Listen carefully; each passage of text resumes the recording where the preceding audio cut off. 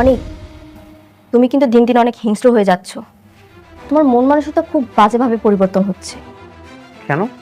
তুমি ওটা তাকে দিয়ে দিলেই পারতে, সেটা আমিও নিতে পারলাম না, উনিও নিতে পারলো না। যেটা হয়েছে খুব ভালো হয়েছে। তোমার পছন্দের জিনিসটা যদি আমি দিয়ে দিতাম তখন তুমি আমাকে বলতে প্রথম ওয়াইফ, এই জন্য আমি দিয়ে দিয়েছি, কিছুই বলিনি। আমি মোটেও এরকম মেয়ে নই। এখন তো বলতেছো যদি নিয়ে যেত তখন ঠিকই বলতে। আসলে কি জানো, এক বউ কখনো অন্য বউকে দেখতে পারে না। তার মানে কি তুমি এখনো তাকে বউ ভাবো? আচ্ছা বাদ দাও তো, তর্কতর্কি না করি, যা হওয়ার তা তো হয়ে গেছে। আর তোমার পছন্দের জিনিসটা তো আমি অন্য কাউকে নিয়ে যেতে দেইনি। ঠিক আছে, বাদ দিলাম।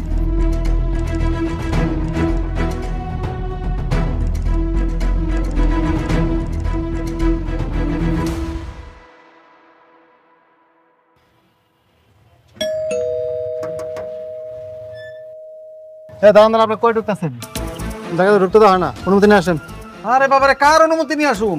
এইখানে আমার ছেলের বউ চাকরি করে, আমি তার সঙ্গে দেখা করতে আসছি, আর তুমি আমার বলো অনুমতি নিয়ে আসতে? ফাইজলামি করো মিয়া। শোনো, আমার বৌমারে বইলা তোমাদের সবার চাকরি কিন্তু একবার নট করে দিমু, তখন বুঝবা। হ্যাঁ, দরজা খোলো, খোলো দরজা।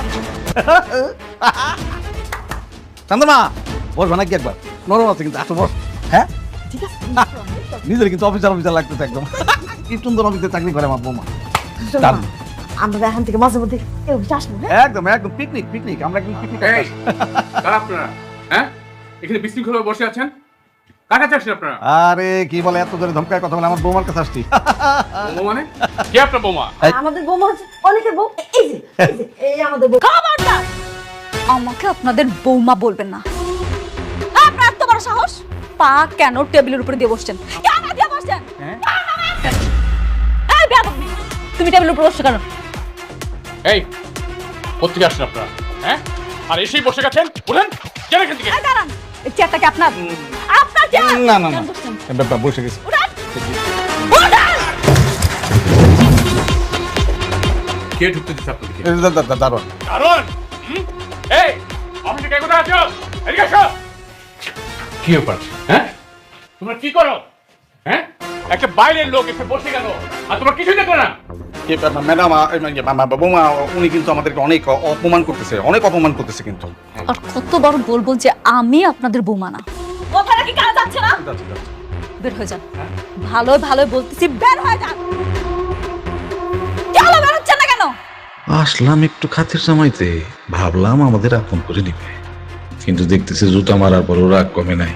সুযোগ পেলে আমাদের প্ল্যান ঠিক সাকসেস করব। আম্মা আম্মা, ওই দিক না, ওই দিক ওই দিক ওই দিক।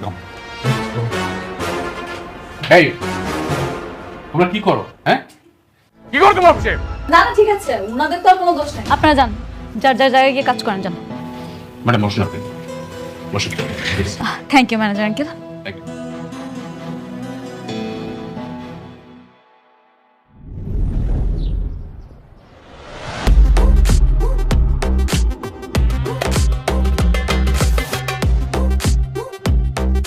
ম্যাডাম, এটা হচ্ছে ওদের প্ল্যানটা, আপনি বুঝতে পারছেন তো?